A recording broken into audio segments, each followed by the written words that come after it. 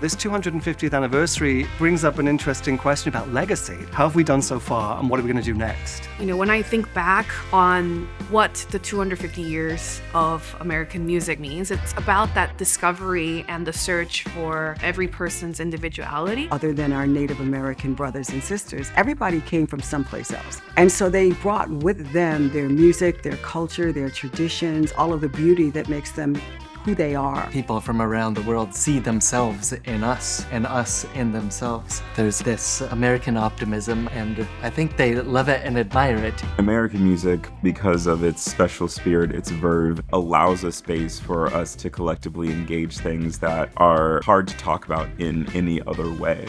American music has the qualities that we associate with America. There's a sense of belonging, that everyone is welcome. American music ultimately stands for the celebration of different cultures.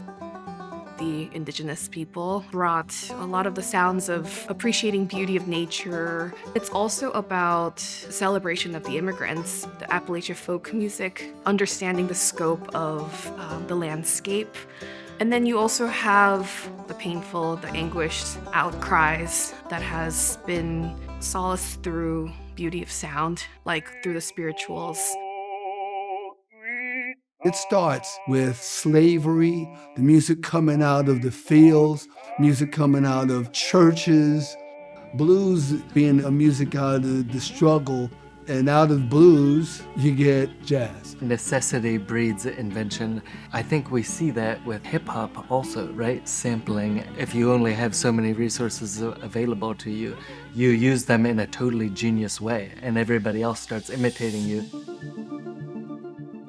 There's an informality to it, and I love that aspect of American music. The boundaries are not as rigid. You can cross into different realms without being punished. When you think about the American classical music, it's a true celebration of collaboration, inspiration. Let's take people like Philip Glass, John Adams, Steve Reich. The idea of minimalism was to sort of bring music that is celebratory of rhythmic complexity but melodic simplicity, I guess you can call it. But it took inspiration from music like the Indonesian gamelan music and other types of music of the world. Musical theater is uniquely American. It is an interesting expression of culture, of immigrants, different slices of life, different worlds. There are some Broadway shows that can hold a mirror up to an audience and say, hey, don't let this happen again. Or what's happening on this stage is happening outside on the street. Pay attention. And using the art form in that way can be a very powerful platform because we're reaching millions of people. So I think that culture impacts music, and music absolutely impacts culture. Look at Marvin Gaye's What's Going On. If you listen to the lyrics of that song, which were 50 years ago, he's talking exactly about what's going on right now.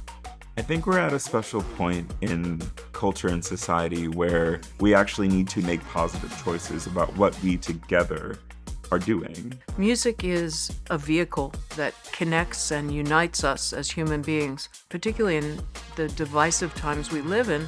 It's nonpartisan. I think for this moment in America, Carnegie Hall is more of a symbol of hope for the future. And hopefully this festival is demonstrating a commitment to engaging with the past and change things for the better. Carnegie fits into the story of American music because it's been part of every single step. When you Google who's played Carnegie Hall, get ready for a great list. Music is serving a bigger purpose than ever. It's being used as a tool to shed light on where humanity needs to go. Music, particularly American music, it's a place where people can feel free. And when we talk about freedom, it's something that is so hard to describe until you don't have it. And music, for me, is total freedom.